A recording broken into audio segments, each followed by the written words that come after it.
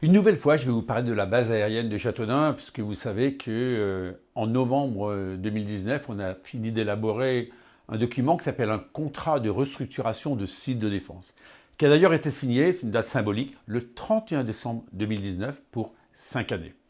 Dans ce contrat, l'État a apporté 5,5 millions d'euros et il appartient aux élus locaux, avec le soutien de l'État naturellement, de la région, du département, de bâtir l'avenir de cette base qui, rappelons-le, avait 1200 salariés. Donc, où en sommes-nous? 2 ans après, il y a un projet des fermes photovoltaïques, il y a un projet qui devrait enfin se concrétiser, je dis bien enfin.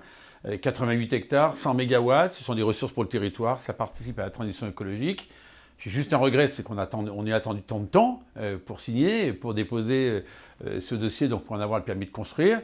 Mais bref, ça va enfin aboutir, c'est une bonne chose. La deuxième chose, on sait que l'on a bien, un espace nature qui va être conservé d'un peu plus de 120 hectares, parce qu'il y a des espèces extraordinaires, notamment un papillon l'ermite. Bref, c'est notre participation à préserver la biodiversité, et donc 130 hectares. Et tout le reste.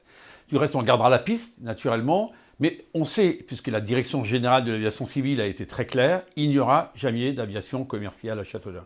On pourra continuer l'aérodrome civil qui permet d'accueillir l'aéroclub. On pourra éventuellement avoir des activités bord de piste, c'est-à-dire de maintenance aéronautique, mais il n'y aura jamais les liaisons commerciales dont on a pu entendre parler, un jour vers Marrakech, un autre jour vers la Tunisie, un troisième jour vers l'Angleterre. Non, puisque la DGAC s'y oppose. Donc, faisons en sorte de garder ces activités bord de piste, de développer la maintenance aéronautique, de développer des actions qui permettront de maintenir notre petit aérodrome civil, c'est-à-dire en clair, peut-être une école de pilotage un jour, mais surtout ce qu'il faut, c'est un nouveau développement de cette base autour de la logistique, autour d'autres emplois. C'est pour ça qu'il faut aller vite, taper fort, et je le dis sans arrêt, je le répète, je n'aime pas qu'on prenne du retard.